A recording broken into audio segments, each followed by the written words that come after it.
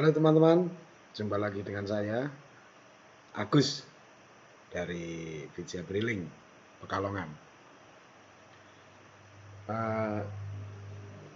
Ceritanya saya itu pernah membuat pembukuan dengan Excel sederhana ya, untuk menunjang pembukuan keagenan kita.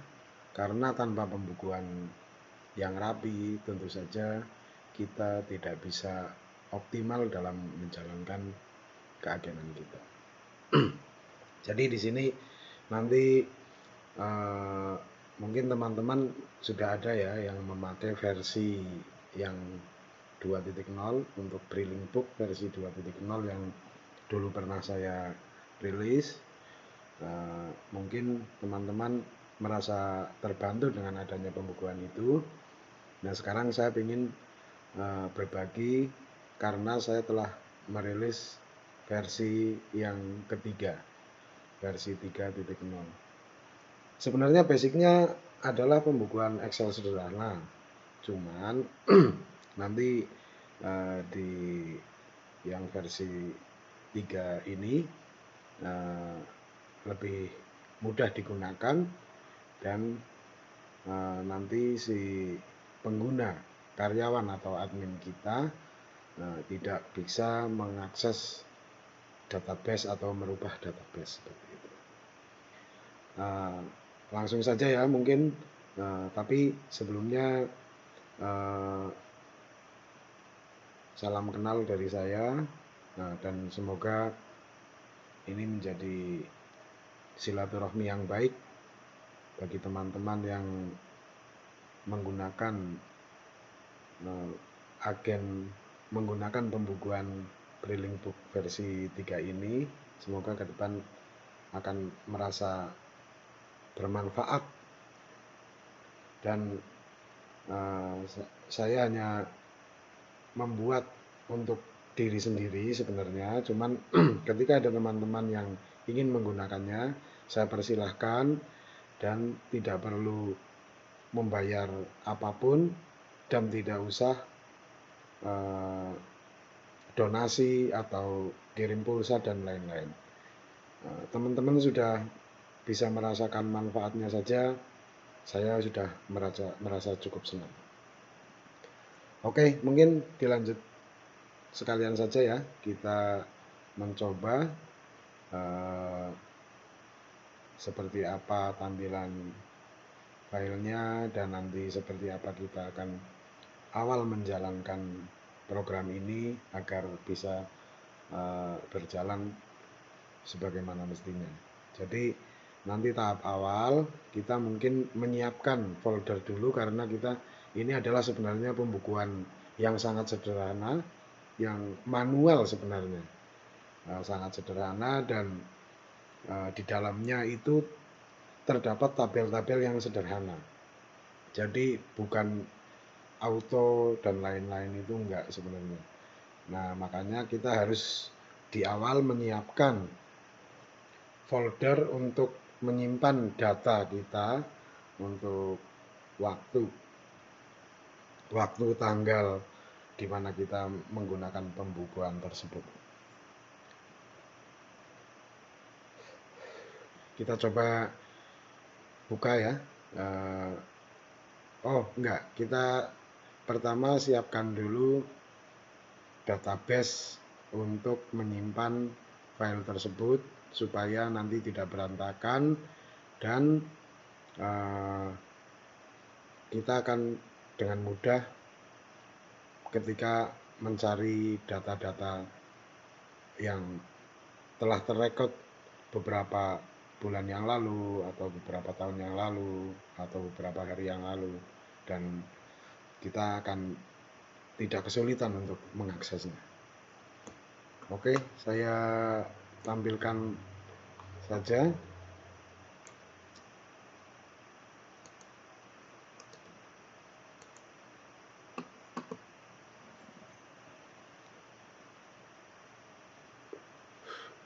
Pertama, kita membuat folder baru ya. Kita akan menyimpan di mana nanti file database kita. Contohnya kita akan menggunakan drive E untuk menyimpan database kita. Katakanlah seperti ini, kita membuat new folder, kita rename dengan database, katakanlah database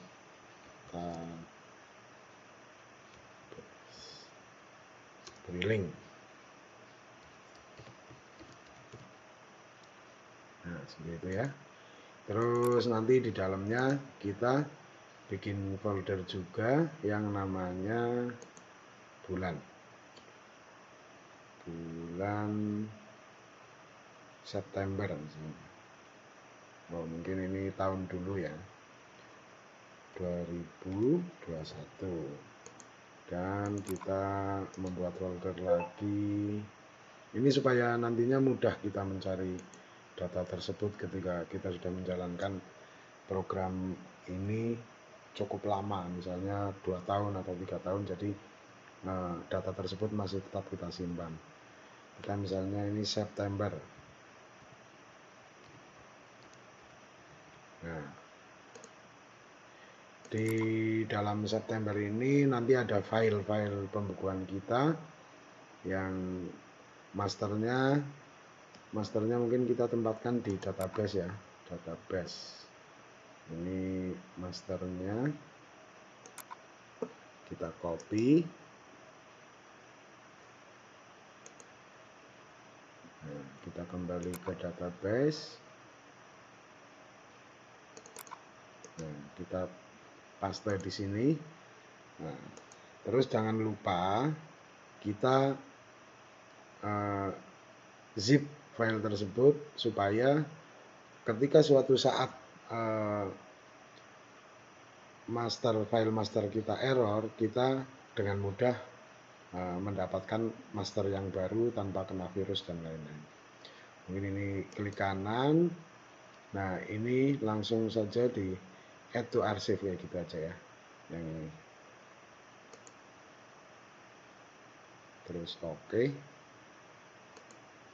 Nah, maka ini adalah file yang telah di zip di dalam zip, jadi nanti file ini akan aman, tidak terkena virus. Suatu ketika file master ini rusak, kita bisa ambil di sini dengan unzip file tersebut. Contoh seperti ini dibuka, nah ini di ekstrak lagi. Ini filenya pasti aman di sini. Nah, kita copy juga ini file masternya, kita klik kanan copy. Nah, kita masuk ke 2021 folder September, terus kita paste di sini. Nah, setelah itu kita rename, ini masternya kita rename. Kita rename dengan nama tanggal. Dengan nama tanggal sesuai dengan tanggal yang dibuat pembukuan itu. Misalnya sekarang adalah tanggal 16 bulan 9 2021. Nah, filenya seperti ini supaya kita nanti mudah. Dan misalnya kita sekalian mau pingin buat 1 bulan ya, itu ini kan file-file masih kosong, belum terisi ya. Nah, kita bikin lagi misalnya tanggal 17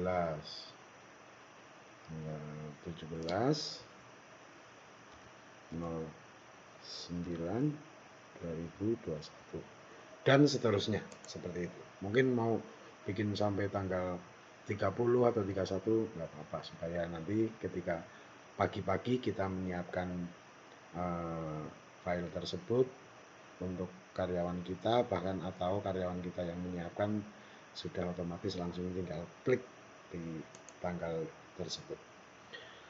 Mari kita buka coba ya, ini untuk yang sekarang tanggal 16, contohnya misalnya kita ini pagi-pagi nih, ini pagi-pagi sebelum buka. Nah, kita buka filenya.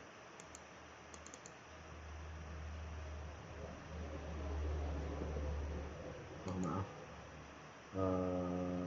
ini harusnya menggunakan file menggunakan Excel.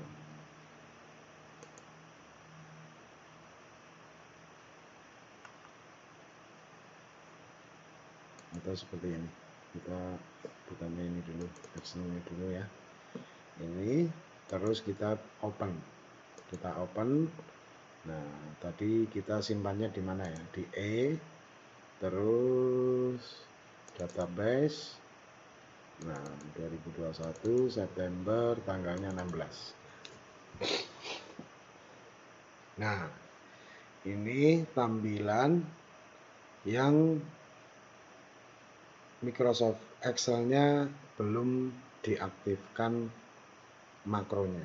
Jadi syarat untuk menjalankan program ini karena menggunakan makro, menggunakan VBA, jadi kalian yang pertama harus mengaktifkan makronya. Makro settingnya harus diaktifkan dulu. Seperti apa cara mengaktifkannya?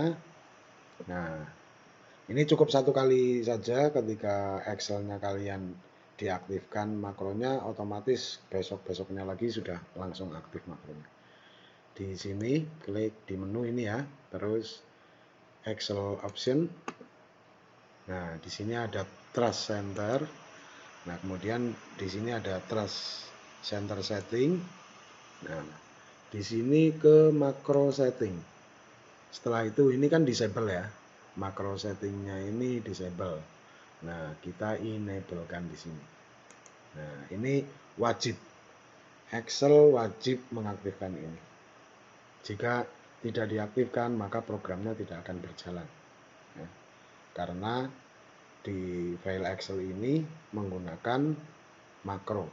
Jadi nanti penyimpanannya pun harus penyimpanan file yang makro. Seperti ini ya, sudah enable. Terus kita oke. Kita oke lagi. Terus kita tutup. Kita tutup dulu. Nah, kita tutup dulu. Setelah itu kita buka lagi ya. Nah, ini sudah aktif makro settingnya. Jadi insya Allah nanti tampilannya akan beda nggak kayak tadi. Nah, kita open file yang tadi kita simpan. Nah, di E database tahun 2021 bulan September, tanggalnya 16. Nah, ini oke, klik, kita open.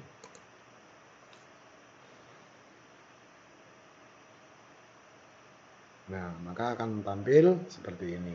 Ini tampil programnya seperti ini. Sebenarnya di dalam file ini, di dalam tampilan ini, di belakangnya itu ada tabel-tabel yang seperti tadi dilihat waktu makro settingnya belum diaktifkan. Cuman ketika makro settingnya sudah diaktifkan, maka hanya tampilannya seperti ini. Tapi nanti tetap untuk kita menginput datanya tetap di tabel-tabel yang tadi itu. Oke, sudah seperti ini ya. Berarti ini sudah jalan. Sudah jalan. Di sini jangan lupa dicek untuk Brilliant Book versi 3.0. Nah, ini ada 1, 2, 3, 4 akun bank dan 1 akun uang cash. Jadi totalnya ada 5 akun. Nah, dari 5 akun tadi, yang pertama kita pagi-pagi tentunya akan menyiapkan, sebelum transaksi akan menyiapkan masing-masing saldo yang ada dan uang cash yang ada di input di dalam sistem ini sebelum kita melakukan pembukuan nanti.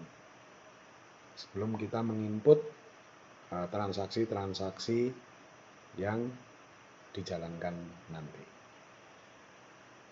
Ini adalah kolom untuk input BRI, untuk akun BRI ya, Bank BRI, yaitu sama yang di sini. Ini adalah shortcut karena kita agen drilling. saya membuat shortcut ini khusus untuk agen briling. Jadi ketika teman-teman mengklik menu di sebelah kiri ini adalah akan mempengaruhi perubahannya ke akun Bank BRI dan juga akun uang kas. Nah, begitu juga menu yang ada di dalam sini itu akan membuat perubahan pada akun Bank BCA. Nah, tentu kita kan untuk operasional sehari-hari kita kan memerlukan bukan hanya rekening BRI ya, walaupun kita geseknya tetap di mesin edisinya Briling, kita kan tidak boleh sebagai agen Briling untuk melakukan penggesekan di mesin agen bank lain.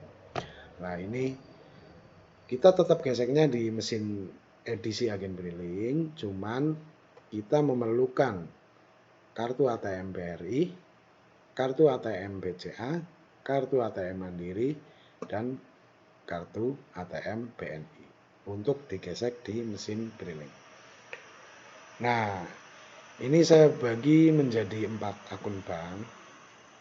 Nah, katakanlah kita nanti kalau misalnya teman-teman hanya menggunakan 2 akun bank ya nggak apa-apa. Ini berarti nanti dikosongi saja saldonya. Terus ketika 3 nggak menggunakan BNI berarti nanti BNI dikosongi saja saldonya. Ketika kita klik di area Bank BRI ini akan muncul menu seperti ini. Nah, menu ini sebenarnya sama kayak menu yang ada di sebelah kiri ini. Ini sebenarnya sama. Cuman ada memang beberapa yang tidak tampil di sini nanti bisa digunakan, bisa diklik yang ada di sini. Katakanlah seperti ini misalnya Briva di sini nggak ada, ya kita klik di sini. Oh ada, di sini ada ya Briva. Nah ini fungsinya, ini sama. Di sini sama di sini sama. Tapi kalau kita menggunakan kartu BCA nanti yang akan digesek ataupun orangnya tarik tunai, katakanlah tarik tunai, orangnya tarik tunai BCA menggunakan kartu BCA, gesek di mesin Briling kita, tapi nanti masuknya ke akun BCA kita. Jadi yang berubah saldonya itu nanti akun BCA kita, maka kita menunya ambil di sini. Tapi kalau misalnya orangnya menggunakan kartu BCA, kita gesek menggunakan mesin Briling, terus kita transfer ke rekening BRI kita, berarti tetap menggunakannya akun yang Bank BRI. Karena yang berubah, yang mengalami perubahan nantinya di saldonya, itu yang akun BRI. Jadi paham ya? Nah, nanti kalau kurang jelas bisa di bawahnya bisa komen di bawah, nanti akan berusaha kita jawab. Kalau pas saya sempat pasti akan saya jawab.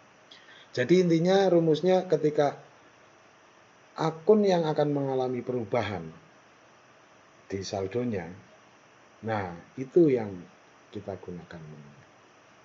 Contoh ini Bank BCA. Nah, ini adalah tarik tunai BCA.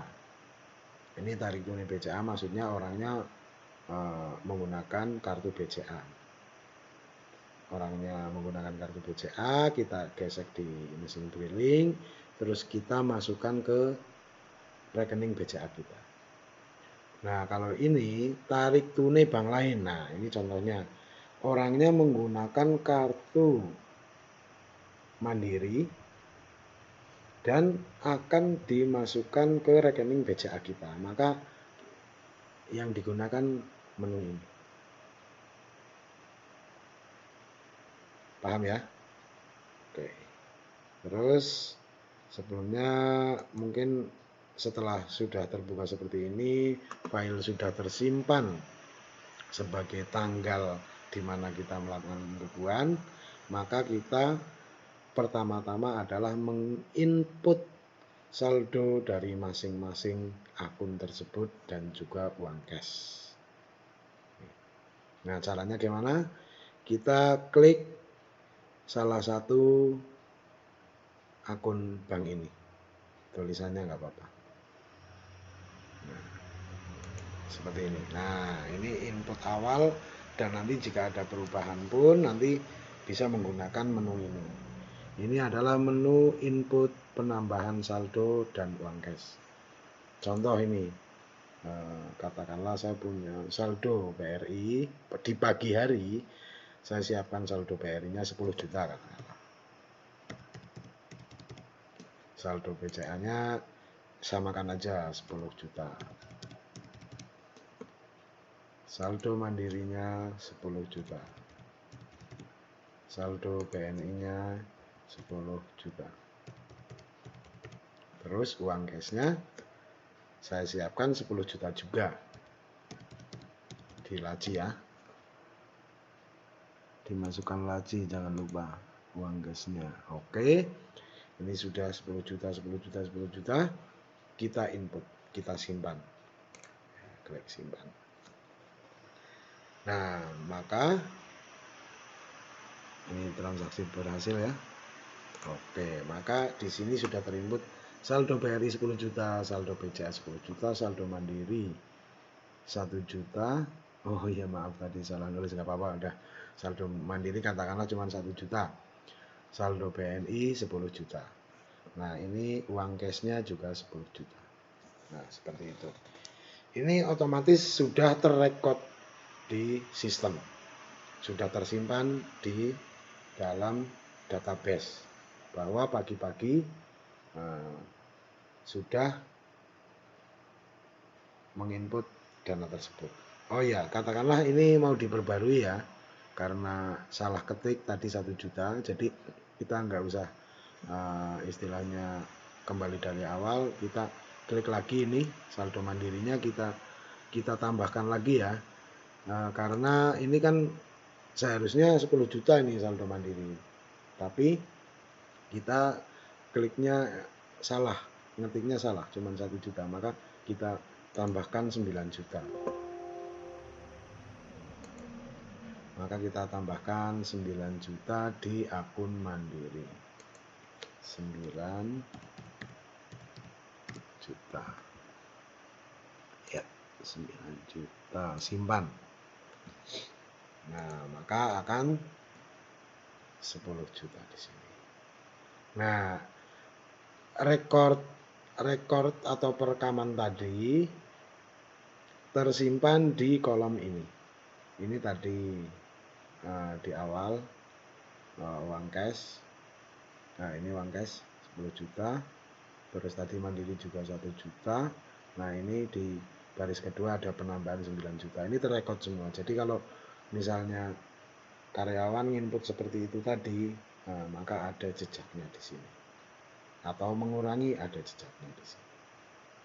Nah, untuk kolom yang di bawah ini adalah kolom transaksi nanti. Kolom transaksi Bank BRI, BCA, Mandiri, BNI.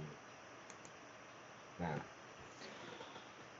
contoh kita akan transaksi, misalnya contohnya transaksi tarik tunai BRI. Orangnya membawa kartu ATM BRI dan akan kita masukkan saldonya ke rekening BRI kita. Teman-teman biasanya menggunakan menu apa ya? Tarik tunai atau transfer atau store pasti ya. Tapi kalau saya, karena yang saya gunakan untuk transaksi harian itu adalah kartu ATM yang bukan rekening penampungan, maka setiap hari walaupun itu tarik tunai, saya menggunakan menu transfer sesama BRI. Kenapa? Karena ketika kita menggunakan menu tarik tunai, maka saldo tersebut akan masuk ke rekening penampungan kita. Padahal akun yang saya gunakan, rekening banknya itu adalah rekening bukan penampungan, yaitu rekening lain. Kenapa kok saya menggunakannya rekening lain, bukan rekening penampungan? Itu Antara lain keuntungannya ada dua sebenarnya. Yang pertama, saya bisa mengontrol fee yang masuk setiap bulannya tanpa harus tertumpuk-tumpuk dengan transaksi. Jadi nanti ketika kita cetak buku rekening penampungan tersebut, itu di situ yang tertulis adalah fee masuk dari BRI. Fee kita yang fee itu dari BRI. Fee base-nya. Terus yang kedua, keuntungan yang kedua, kenapa saya menggunakan ATM bank lain, bukan penampungannya mesin edisi tersebut, yaitu masalah limit transaksi harian. Rata-rata kita kita mendaftar agen briling itu di unit kerja. Di unit kerja itu adalah rekeningnya Simpedes. Untuk kartu ATM-nya mentok-mentoknya adalah Gold. Gold itu bisa transaksi transfer sesama BRI sampai dengan, kalau nggak salah 100 juta ya, yang Goldnya. Tapi apa cukup? Kalau kita sudah menjadi agen briling besar tentu tidak cukup. Makanya kita memerlukan kartu ATM yang limitnya lebih besar lagi. Contoh Giro Gold atau Giro Platinum. Jadi Giro Platinum itu bisa transfer sesama BRI dalam satu hari itu bisa sampai 1M. Makanya kita lebih baik langsung menggunakan itu. Walaupun kita misalnya transaksinya belum banyak, tapi kalau kita dari awal sudah menggunakan ATM Giro, nanti kita sudah nggak memikirkan lagi untuk merubah kartu ATM untuk transaksi, dan kita sudah terbiasa menggunakan menu transfer walaupun itu tarik tunai. Di awal memang agak ribet ya, harus pencet-pencet nomor rekening dan lain-lain, tapi itulah untuk ke depan, untuk membangun briling yang akan nanti transaksinya lebih banyak, kita memerlukan hal itu. Karena rekening yang Simpedes ATM-nya itu pasti kalau kita sudah besar transaksinya, sudah tidak mampu mengakomodasi transaksi kita. Oke, kita contohkan ya. Kita contohkan tarik tunai BRI. Nah, kita buka tarik tunai BRI. Nah, ini adalah form. Maaf, agak pilek. Isian form tarik tunai. Di sini ada tarik tunai BRI. Jadi tarik tunai BRI namanya. Kenapa namanya tarik tunai BRI? Karena tarik tunai itu dimasukkan ke rekening BRI dan kartu ATM nasabah yang digesek adalah kartu ATM BRI. Nah, formnya seperti ini. Nah, ini hanya judul aja di atas. Terus ini tanggal dan waktu. Nah, jangan lupa kita memasukkan nomor kartu ATM. Katakanlah nomor kartu ATM namanya 006801 3376842, katakanlah seperti itu ya. Kenapa harus kita tulis nomor ATM-nya? Nah, karena dengan kita menulis kartu ATM tersebut, maka transaksi kita akan terrekod. Jadi ketika ada kesalahan atau suatu ketika ada komplain atau apa, kita masih punya datanya. Kartu ATM itu, nomor kartu ATM itu nanti kita akan bisa meminta bantuan untuk melacak transaksi tersebut ke CS dengan membawa nomor ATM tersebut, dan tanggalnya juga terrekod ya di sini ya. Nah, kita dengan mudah melacaknya. Untuk kolom selanjutnya adalah admin nasabah. Nah, kita tarik tunainya berapa sih? Katakanlah 1 juta ya. Ini tarik tunai 1 juta. Katakanlah orangnya mau tarik tunai 1 juta. Maka kita akan menginput admin nasabahnya dulu, orangnya bayarnya berapa ke kita, katakanlah 5.000 ya, mungkin ini hanyalah contoh saja, mungkin di tempat teman ada yang 3.000, ada yang 5.000, ada yang 7.000, ada yang 10.000, itu kebijakan masing-masing, ini hanya sebuah contoh saja. Nah ini 5.000 sudah ditulis. Nah ini tarik tunainya tadi 1 juta ya, orangnya mau tarik tunai 1 juta. Nah, dipastikan nolnya benar ya, seperti itu. Nah di sini kolom untuk mesin edisi yang digunakan. Kalau kalian hanya punya mesin edisi 1 ya BRI 1 kayak gitu aja. Kalau punya 2 kan berarti ada BRI 1 dan BRI 2. Nah ini BRI 1 katakan. Nah jangan lupa di sini tellernya siapa. Kalau tellernya namanya siapa, cantumkan di sini supaya nanti ketika kita melacak transaksi tersebut ada datanya yang menginput itu siapa. Nah katakanlah ini saya sendiri yang menjadi teller gadungan,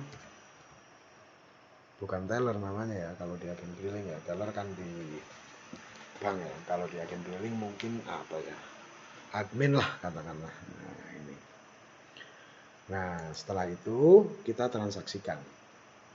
Setelah kita berhasil transaksi tentunya akan keluar stroke. Nah di stroke itu ada yang namanya nomor trace. Nomor trace kita bisa tuliskan di sini. Penting nggak sih nomor trace? Sebenarnya penting. Karena apa? Karena ketika kita akan melakukan reprint atau print ulang, itu pasti mesin edisi meminta nomor trace.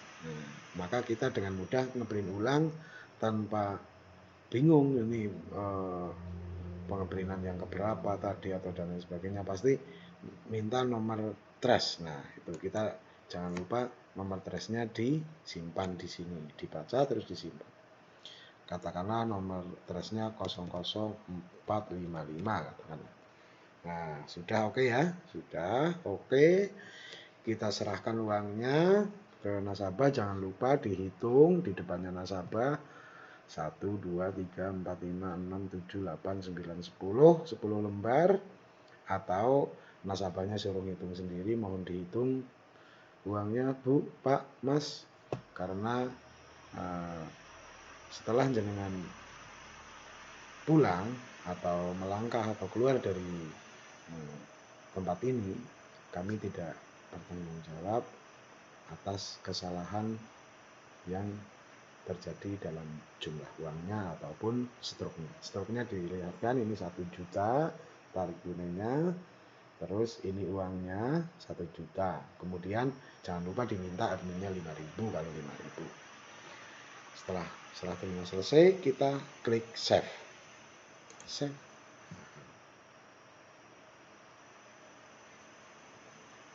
Oke. Transaksi berhasil. Silahkan cek saldo dan uang cash. Nah, saldonya pasti jadi bertambah 1 juta untuk saldo BRI. Yang lain tidak bertambah karena ini akunnya masuknya ke BRI tadi. Nah, uang cashnya tentu saja berkurang 1 juta. Kenapa berkurang 1 juta? Karena tadi dikasihkan ke orangnya 1 juta. Kenapa di sini jumlahnya 9.005.000 jadinya? Karena orangnya tadi ngasih uang admin 5.000. Jadi ketika kita hitung di laci uangnya pasti klop 9.005.000. Nah seperti itu. Itu untuk tarik tunai ya. Oh ya, kemarin ada temen sih yang nanya, kalau misalnya orangnya ambil 1 juta dan 5.000-nya nasabah tersebut nggak bawa uang cash dan pinginnya diambil dari ATM, tapi orangnya tetap harus uangnya 1 juta, otomatis kan kita nariknya 1.005.000 kan berikut admin kan. Nah maka seperti ini caranya ke menu tarik tunai. Ini sama kayak tadi, cuman ini kasusnya orangnya tidak membawa uang cash tapi dia menginginkan uang utuh 1 juta. dan minta 5.000-nya diambilkan dari saldo kalau saldonya mencukupi. Nah, seperti tadi kita input nomor ATM, admin nasabahnya 5.000 karena 1 juta. Nah, jangan lupa di sini tarik tunainya itu bukan 1 juta, tapi 1.005.000 kan. Karena orangnya minta adminnya diambilkan dari saldo orangnya. Jadi yang ditulis adalah 1.005.000. Nah, seperti ini ya. Ini 1.005.000 ya. Nah, terus ini sama BRI, tellernya teller gadungan. Terus jangan lupa trashnya juga ditulis. Aduh, tadi berapa? Ngarang lah. Terus kita save. Jangan lupa ya, ngasih ke orangnya itu bukan 1.005.000, tapi 1 juta saja. Walaupun di sini di input 1.005.000 karena 5.000-nya lagi intinya seperti ini. 1.005.000 kita serahkan ke orangnya dan yang 5.000 dikembalikan ke kita karena yang 5.000 tersebut adalah admin. Kita save. Nah, maka uang cashnya kita itu jadi 8.005.000.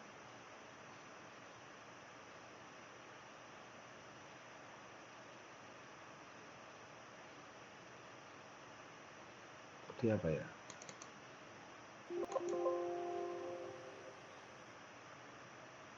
Ini 5.000, 1.005.000. Total adminnya adalah 10.000.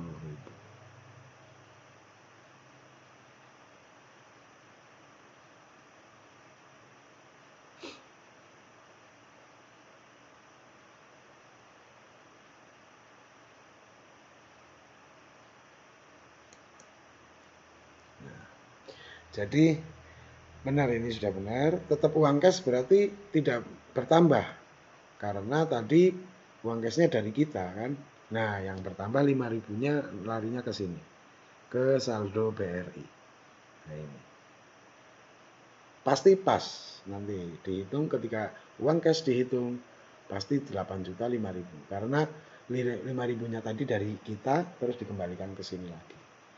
Itu pasti klop. Dipraktekkan pun pasti klop. Ini kalau total admin tadi yang pertama 5.000, yang kedua 5.000 tetap 10.000. Tapi yang 5.000 masuk cash adminnya, yang 5.000 masuk ke saldo BRI. Nah, seperti itu.